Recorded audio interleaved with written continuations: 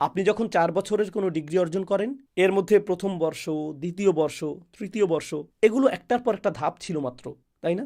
আপনার লক্ষ্য ছিল ডিগ্রিটা অর্জন করা। যেন একই রকমভাবে আল্লাহ আমাদের বলছেন তার অসাধারণ সৃষ্টি এই আকাশ, যার বিস্ময়কর সৌন্দর্যের কথা আল্লাহ বিভিন্নভাবে প্রকাশ করেছেন। কিন্তু এটি সৃষ্টির লক্ষ্য কী ছিল? এটি এই মুহূর্তটার জন্যই সৃষ্টি করা হয়েছে এবং এটি তার রবের চূড়ান্ত নির্দেশ পাওয়ার জন্য অপেক্ষা করছে, যে উদ্দেশ্যে তাকে সৃষ্টি করা হয়েছিল। ওয়া আদিনাত লি রব্বিহা। এরপর আল্লাহ বলছেন অহুক্কাত, এবং তার জন্য এমনটা করাই ন্যায়সঙ্গত। হাক্কা শব্দ থেকে এটা মাবনি আলাল মাজহুল। এই প্রসঙ্গে সালাফগণ বা প্রসিদ্ধ আলেমগণ কি বলছেন চলুন দেখি। كما نقول حق لك أن تفعل هذا. যেমনটা আমরা বলে থাকি, শুধুমাত্র এটাই তোমার করণীয়। এবং এখানে আল্লাহ আজ্জাল্লাহ বলছেন আকাশ তার রবের আদেশ একাগ্র চিত্তে শুনে এবং ফেটে পড়ে, এবং শুধুমাত্র এমনটা করাই তার করণীয়। এছাড়া তার কি অন্য কিছু করার আছে? সালাফগণ এ প্রসঙ্গে বলেছেন একমাত্র যে কাজটা এটা করতে পারে বা কেবল যে কাজটা তার জন্য ন্যায়সঙ্গত তা হলো এটা তার রবের আদেশ পালন করবে। পরিশেষে আমরা এ আয়াত সম্পর্কে ইবনে আব্বাস রাদিয়াল্লাহু তাআলা আনহুর ব্যাখ্যা শুনব। তিনি বলেছেন ওয়াহাক্কুল্লাহা আনতাসমাআহু, এটা আল্লাহর অধিকার যে আকাশ তার আদেশ শুনবে এবং তার আদেশ মান্য করবে। সুতরাং আমাদেরকে বলা হচ্ছে আমাদের চারপাশে যত কিছু আছে বলতে গেলে তারা আমাদের মতোই আল্লাহর সৃষ্টি এবং তারা আল্লাহর আদেশ শুনে এবং মেনে চলে, তাই না? কোরআন মজিদে বিভিন্নভাবে আমরা এই বিষয়টা জানতে পারি। এটা এমন একটা শক্তিশালী বিষয় যা আমাদেরকে প্রকৃতির সাথে ভিন্ন আঙ্গিকে যুক্ত করে। যখন মানুষের অবাধ্যতা সম্পর্কে আল্লাহ অসন্তুষ্টি প্রকাশ করেন তখন তিনি প্রকৃতির অন্যান্য সৃষ্টির সাথে আমাদেরকে তুলনা করেন। যেমন সাব্বাহা লিল্লাহি মা ফিস সামাওয়াতি ওয়া মা ফিল আরদ, ইউসাব্বিহু লিল্লাহি মা ফিস সামাওয়াতি ওয়াল আরদ, তাই না? আসমান ও জমিনের সমস্ত কিছু আল্লাহর পবিত্রতা ঘোষণা করছে। কিভাবে একটা পাথর, চাঁদ, সূর্য আল্লাহর পবিত্রতা ঘোষণা করে চলছে? আল্লাহ আমাদের বলছেন ওয়া ইম মিন শাইইন ইল্লা ইউসাব্বিহু বিহামদিহি ওয়ালাকিন লা তাফকাহুনা তাসবিহাহুম। এমন কোনো কিছুর অস্তিত্ব নেই যা তার রবের প্রশংসায় তাসবিহ পাঠ করে না, কিন্তু তোমরা তাদের তাসবিহ পাঠ করা বুঝতে পারো না, তোমরা সেই ভাষা বুঝতে পারো না। সুতরাং ওই যে গাছ, বাইরের ওই ছোট্ট ঘাস কিংবা মৃদুমন্দ হাওয়া যেটা আমাদের মুখমণ্ডলে আমরা অনুভব করি, এগুলো সব কিছু আল্লাহর পবিত্রতা ঘোষণা করছে।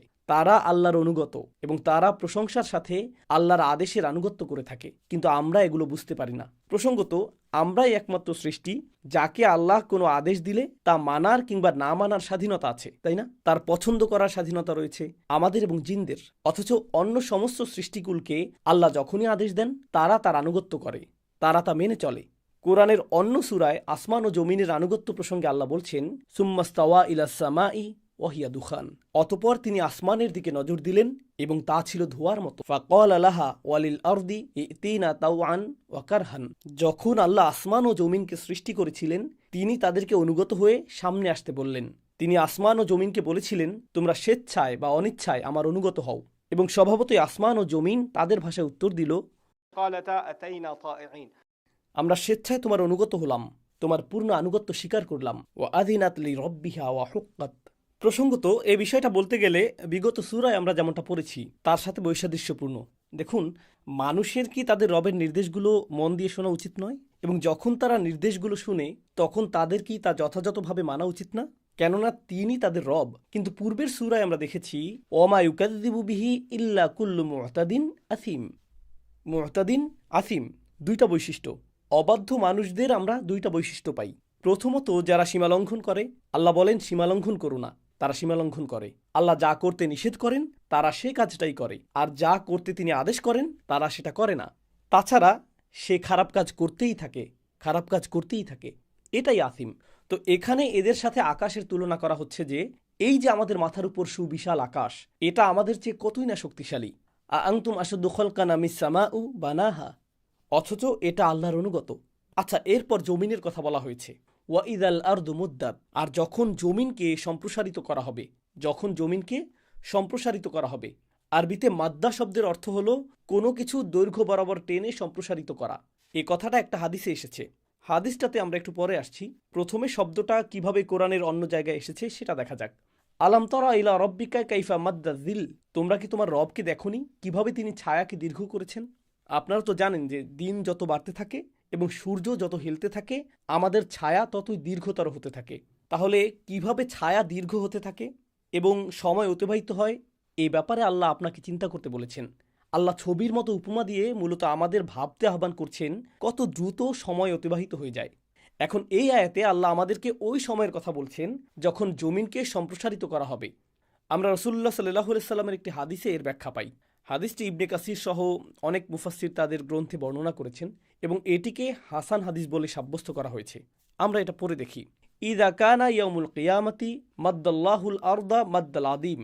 পুনরুত্থান দিবসে আল্লাহ জমিনকে এমনভাবে টেনে সম্প্রসারিত করবেন যেভাবে তোমরা লেদার বা পশুর চামড়া টেনে লম্বা করো, মাদ্দাল আদিম, যেভাবে তোমরা চামড়া টেনে সম্প্রসারিত করো। হাত্তা লা ইয়াকুনু লিবাশারিম মিনান নাসি ইল্লা মাউদিআ কদামাইহি। তিনি জমিনকে ততটুকু পর্যন্ত টেনে সম্প্রসারিত করবেন যতক্ষণ পর্যন্ত না পৃথিবীর সকল মানুষ তাদের দুটি পা রাখার জায়গা পাবে। এর মানে হলো কোনো পাহাড়, সমুদ্র, নদ নদী কিছুই থাকবে না। পুরো পৃথিবীটা একটা সমতল ভূমিতে পরিণত হবে এবং পৃথিবীর সমস্ত মানুষ কবর থেকে সেখানে একত্রিত হবে। তারা সেখানে এমনভাবে জড়ো হবে যে তাদের দুইটি পা রাখা ছাড়া তারা নড়াচড়া করার জায়গাও পাবে না। ফা আকুনু আউয়ালা মাইয়ুদা, আমি অর্থাৎ মুহাম্মদ সাল্লাল্লাহু আলাইহি সাল্লাম হবেন প্রথম ব্যক্তি যাকে ডাকা হবে। ও জিব্রিলা ও আন ইয়ামিনি রহমান, এবং জিব্রিল আলাইহিস সালাম থাকবেন আর রহমানের ডান পাশে। দেখুন, বিচার দিবসে নিশ্চয়ই আমরা আল্লাহর অসীম ক্ষমতা, রাগ এবং বিচারের গুণবাচক নামগুলো স্মরণ করব, তাই না? কিন্তু এখানে খেয়াল করুন, মুহাম্মদ সাল্লাল্লাহু আলাইহি সাল্লাম আল্লাহর কোন নামটি ব্যবহার করেছেন? তিনি এই হাদিসে আর রহমান শব্দটি ব্যবহার করেছেন, ঠিক না? কারণ সেদিন তিনি হবেন সর্বাধিক দয়ালু এবং তার দয়ার সর্বপ্রথম বহিঃপ্রকাশ ঘটবে তার রসুল সাল্লাল্লাহু আলাইহি সাল্লামের প্রতি। والله ما رآه قبلها। আর তিনি আল্লাহর শপথ করে বলছেন এর আগে জিবরিল আলাইহিসসালাম কখনো আল্লাহকে দেখেননি। সুতরাং এটাই জিবরিল আলাইহিসসালামের জন্য প্রথম যে তিনি আল্লাহর ঠিক ডান পাশে অবস্থান করবেন। ফাআকুলু ইয়া রব্বি ইন্না হাযা আখবারনি আন্নাকা আরসালতাহু ইলাইয়া। তারপর রাসূল সাল্লাল্লাহু আলাইহি সাল্লাম আল্লাহকে বলবেন, হে আমার রব, নিশ্চয়ই ইনি হলেন সেই বার্তাবাহক যে আমাকে বলেছিল তুমি তাকে আমার কাছে পাঠিয়েছো, তুমি তাকে আমার কাছে পাঠিয়েছো। সুবহানাল্লাহ। এরপর আল্লাহ উত্তর দিবেন, সদ্দাক, তুমি সত্য বলেছ।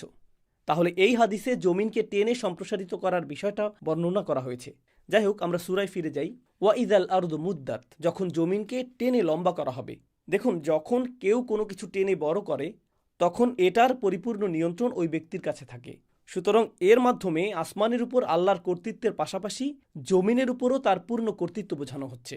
এটা আরেকটা খুবই গুরুত্বপূর্ণ বিষয়। আমরা পরবর্তী আয়াতে যাবার আগে এই সম্পর্কে একটু কথা বলি। রাসূলুল্লাহ সাল্লাল্লাহু আলাইহি সাল্লামের সময়ে যেসব মানুষ সৃষ্টিকর্তায় বিশ্বাস করত, তারা সৃষ্টিকর্তাকে অনেক দূরের একজন বলে ধারণা করত। তারা মনে করত তিনি পৃথিবী সৃষ্টি করেছেন, তিনি সমস্ত কিছু সৃষ্টি করেছেন, কিন্তু তিনি এখন নিজের কাজে ব্যস্ত। পৃথিবীর সব কিছুকে এভাবে সৃষ্টি করে ছেড়ে দেওয়া হয়েছে। অথবা বিষয়টা এমন যে তিনি ঊর্ধ্বলোকে তার কাজে ব্যস্ত আর আমরা পৃথিবীতে আমাদের মতো ব্যস্ত। ফারাওদেরও এমন ধারণা ছিল।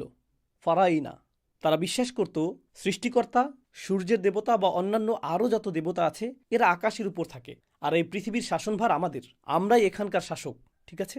তো এই ধারণাগুলো কিন্তু এখনও আছে। এই ছোট্ট পৃথিবীতে কি হচ্ছে না হচ্ছে আল্লাহ এসবে মোটেও আগ্রহী নন। যদি তার কোনো আগ্রহ থেকেও থাকে তাহলে পৃথিবীর চেয়ে অনেক বড় বড় তারকা কিংবা মহাবিশ্ব রয়েছে ভাবার জন্য। ঠিক না? ওয়া ইযাল আরদু মুদ্দাত, যখন জমিনকে টেনে সম্প্রসারিত করা হবে। এখন ওয়া আলকাত মা ফিহা ওয়া তাখাল্লাত, এখানে আল্লাহ আমাদেরকে আরও বিস্তারিত বর্ণনা দিচ্ছেন। আরবিতে লাকিয়া শব্দের মাধ্যমে দুটো জিনিসের মুখোমুখি হওয়া বোঝায়। অপরদিকে আলকা শব্দটি ইলকা শব্দ থেকে এসেছে, যেখানে মূলত শব্দটির গঠনে সামান্য পরিবর্তন করা হয়েছে। এর অর্থ হলো কোনো কিছু নিক্ষেপ করা, সবার সামনে কোনো কিছু ছুঁড়ে মারা। শব্দটি কোরআনের অন্য জায়গায় এসেছে, যেমন فألقى عصاه فإذا هي ثعبان مبين। মুসা আলাইহিস সালাম তার লাঠিটি হাতে নিলেন এবং ফেরাউনের সামনে এটি ছুঁড়ে মারলেন যাতে সবাই দেখতে পারে। এটাই হলো ইলকা। আল্লাহ বলছেন পৃথিবী ইলকা করবে, এটা তার ভেতর থেকে সব কিছু বাইরে বের করে দিবে, সব কিছু বাইরে নিক্ষেপ করবে। তাহলে সেদিন সবাই দেখবে যে পৃথিবীকে টেনে লম্বা করা হবে এবং এর ভেতর থেকে সব কিছু সজোরে বাইরে বের হয়ে আসবে এবং মানুষের সামনে ছুঁড়ে ফেলা হবে। মা ফিহা, যা কিছু এর ভেতরে রয়েছে। যা কিছু এর ভেতরে রয়েছে বলতে বোঝানো হচ্ছে ما في بطنها من الأموات। সর্বপ্রথম জমিনের পেটের ভেতর থেকে মৃত ব্যক্তিরা বেরিয়ে আসবে। মৃত ব্যক্তিরা বেরিয়ে আসবে, মনে আছে? আমরা ইতিমধ্যে পড়েছি ওয়া ইদাল কুবুর বুআসিরাত, যখন কবরগুলো উল্টে দেওয়া হবে এবং তাদের টেনে তোলা হবে, কবরের ভেতর যা আছে তা টেনে বের করা হবে। তাহলে এটা আলকাত মা ফিহা এর ব্যাখ্যা। এরপর আরেকটা অর্থ হতে পারে জমিনের ভেতরে যত ধন সম্পদ আছে যা পাওয়ার জন্য মানুষ সবসময় মুখিয়ে থাকত, অথবা পৃথিবীর যত লুকায়িত সম্পদ আছে সমস্ত কিছু জমিনের ভেতর থেকে বেরিয়ে আসবে। ঠিক আছে, তবে অধিকাংশের মতে এখানে মৃত ব্যক্তিদের কথা বলা হয়েছে। সকল মৃত মানুষেরা মাটির নিচ থেকে বের হতে থাকবে। এ ব্যাপারে আমিনা হাসান ইসলাহি খুব চমৎকার একটা চিত্র তুলে ধরেন। তিনি বলেন, মনে করুন একটা চাদর যেটা মুচড়ে আছে, কেমন? এখন আপনি জানেন আপনাকে এটা টেনে সোজা করতে হবে, তো আপনি এটা টানলেন এবং এটা সোজা হয়েছে। এটার যত আঁকা বাঁকা বা উঁচু নিচু খাত ছিল সবই সোজা হয়েছে এবং উচ্চতায়ও এটা সমান এবং সমতল হয়েছে। এখানে মূলত এই কথাটা বলা হচ্ছে। আল্লাহ সুবহানাহু ওয়া তাআলা অন্যভাবে বলেন, وإنا لجاعلون ما عليها صعيدا جرزا। সূরা কাহফে আল্লাহ বলছেন, তিনি জমিনকে উদ্ভিদহীন সমতল ভূমিতে পরিণত করবেন। এটা একেবারে মৃত ভূমিতে পরিণত হবে। ওয়া আলকাত মা ফিহা, এরপর তিনি বলছেন ওয়া তাখাল্লাত। তাখাল্লাত শব্দটি খালুয়া শব্দমূল থেকে এসেছে। এর শাব্দিক অর্থ নির্জনতা। খালা মানে কিছু খালি করা, এবং এখান থেকে আমরা খাল্লু শব্দটি পাই। যেমন খাল্লু সাবিলাহুম, তাদেরকে পথ ছেড়ে দাও। কাউকে কোথাও নিয়ে ছেড়ে আসা, তাদেরকে একা ছেড়ে দেয়া, তো এটা হলো তাখলিয়া। কিন্তু এখানে আমরা আত্তাখাল্লি শব্দটা পাই। এর অর্থ হলো কোনো কিছু সম্পূর্ণভাবে খালি করা। যেমন এই শব্দটি এমনকি মায়ের বাচ্চা প্রসব করা বোঝাতেও ব্যবহৃত হয়, কারণ তার পেটের বাচ্চার ভার বহন করা তার জন্য খুবই কষ্টসাধ্য এবং সে চায় সম্পূর্ণরূপে ভারমুক্ত হতে, অতপর সে পুরোপুরি খালি হয়ে যায়। এই একই শব্দ এখানে পৃথিবীর জন্য ব্যবহৃত হয়েছে, যেন পৃথিবী সকল পাপী এবং সৎলোকের কবরের ভারে ভর্তি হয়ে আছে এবং এসব লোক তাদের প্রাপ্য বুঝে পাওয়ার এখন সময় এসেছে। তাই পৃথিবী এখন তাদের ছেড়ে দেবে এবং অবশেষে এটা এর ভেতরের সব কিছু বাইরে বের করে দিয়ে খালি হয়ে যাবে। একই কথা আমরা এই সিরিজে পরবর্তী আরেকটা সূরায় পাবো, ওয়াখরাজাতিল আরদু আসকালাহা, তাই না? আর জমিন তার সমস্ত বোঝা বাইরে বের করে দেবে। এরপর আবারও বলা হচ্ছে ওয়া আযিনাত লিরাব্বিহা ওয়া হুক্কাত, এমনকি জমিনও তার রবের আদেশ মন দিয়ে শুনছে এবং তা মান্য করছে। বিষয়টা যেন এমন যে ঠিক এই মুহূর্তটার জন্য জমিন অপেক্ষা করছিল, আর এটাই ছিল তার চূড়ান্ত গন্তব্য। খেয়াল করুন, এখানে আবারও আদিনা শব্দটি ব্যবহৃত হয়েছে। এটা কেবল ইস্তিমা বা শোনা নয়, এবং আতআ বা কেবল মেনে নেওয়াও নয়, বরং এর চাইতে আরও বেশি কিছু। যেমন আপনি কারো আদেশের অপেক্ষায় আছেন। এখন বিষয়টা এরকম না যে আপনি আদেশটা মানতে বাধ্য, তাই এটা শুনে মেনে নেবেন। না, মূলত আদেশটা মানার জন্য আপনার আর তর সইছে না। অনেক সময় এমন হয় যে কোনো একটা কাজ করার জন্য আপনি আর অপেক্ষা করতে পারছেন না। যদিও এটা আনুগত্যের অংশ, কিন্তু প্রভুর আদেশের আনুগত্যের জন্য আপনার আকাঙ্ক্ষা যেন অনেক বেশি প্রবল। যেমন আল্লাহ বলেন ও আদিনাত লিরব্বিহা, তখন জমিনের সেই আদেশ মানতে এরকমই প্রবল ইচ্ছা, আকাঙ্ক্ষা এবং উৎসাহ জাগে। তাই এটা মন দিয়ে তার রবের নির্দেশ শোনে এবং মান্য করে, যেন এর মাধ্যমে এটা তার চূড়ান্ত গন্তব্যে পৌঁছার একটা সুযোগ পেল। ওয়াহুক্কাত, এবং কেবল এমনটা করাই তার জন্য ন্যায়সঙ্গত। এখন খেয়াল করুন, ইদা শব্দযুক্ত দুইটা আয়াত, ইদা সামা উনশাক্কাত ওয়া ইদাল আরদু মুদ্দাত। এরকম যখন শব্দযুক্ত বাক্যের পর সচরাচর কি আসে? জওয়াব বা শার্ত বা তখনযুক্ত বাক্য আসে, কিন্তু সেই তখন শব্দযুক্ত বাক্যটা এখানে উল্লেখ করা হয়নি। অথচ এটার মতো অন্য সূরাগুলোতে কি উল্লেখ করা হয়েছে? আমরা পড়েছিলাম আলিমাত নাফসুম্মা আহদরাত, আলিমাত নাফসুম্মা কদ্দামাত ও আখারাত। যখন এরকম পরিস্থিতি হবে তখন প্রত্যেক মানুষ জানবে সে অনিচ্ছাকৃতভাবে হলেও নিজের জন্য কি উপস্থাপন করবে। প্রত্যেক মানুষ জানতে পারবে সে পরকালের জন্য কি পাঠিয়েছে এবং অতীতে কি রেখে এসেছে। এগুলো আমরা ইতিমধ্যেই পড়েছি। আল্লাহ চাইছেন আমরা যেন নিজেরাই পরবর্তী অংশটা বুঝে নেই, যা আবার বলার প্রয়োজন নেই। তোমরা ইতিমধ্যেই এ সম্পর্কে শুনেছ এবং জেনেছ। ইমানদারেরা এ ব্যাপারে অলরেডি কোরআনে পড়েছে, তাই তারা নিজেরাই এই অব্যক্ত খালি অংশটা পূরণ করে নিতে পারে। এবং আগেই বলেছিলাম এই সূরাটি সবার আগে কি হবে? সবার আগে আপনি চিন্তা করবেন আপনি সারা জীবন কি করেছিলেন। যখন আপনি দেখবেন আকাশকে এমনভাবে চিরে ফেলা হবে যে এটা আর ঠিক করা যাবে না, যখন দেখবেন পৃথিবীকে টেনে সম্প্রসারিত করা হবে এবং জমিনের ভেতর যা কিছু আছে সব বেরিয়ে আসবে, তখন সবার আগে যে কথাটা আপনার মাথায় আসবে তা হলো, হায়, আল্লাহর সামনে উপস্থাপন করার জন্য আমার কি আছে? আমি আখিরাতের জন্য কি পাঠালাম? কোন কোন ভালো কাজগুলো আমি পুঁজি করেছি আর কোন কোন মন্দ কাজগুলো আমি পেছনে ফেলে এসেছি? এই বিষয়গুলো আপনার মাথায় তখন ঘুরপাক খেতে থাকবে এবং এটা এতটাই স্বাভাবিক যে এখানে কথাগুলো আর উল্লেখ করার প্রয়োজন পর্যন্ত নেই। তাই আল্লাহ আজ্জা ওয়া জাল্লা সরাসরি পরবর্তী বিষয়ে চলে যান এবং এই আয়াতটাই এই সূরার কেন্দ্রবিন্দু। ঠিক আছে? ইয়া আইয়ুহাল ইনসান। আল্লাহ শুরু করেছেন ইয়া আইয়ুহাল ইনসান বলে। আর এই ভঙ্গিতে যখন আল্লাহ বলেন হে মানবজাতি, হে মানুষেরা, এখানে উল্লেখ্য ইনসান শব্দটির মূল শব্দগুলোর মধ্যে একটি হলো নাসিয়া। তো এই কথাটার একটা তাৎপর্য এমন হতে পারে যে ও ভুলমনা মানুষেরা, তোমরা কোত্থেকে এসেছো, তোমরা ভুলে গিয়েছো।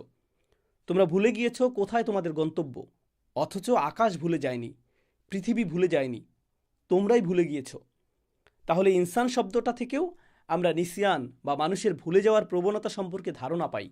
দেখুন, ইয়া আইয়ুহাল ইনসান কথাটা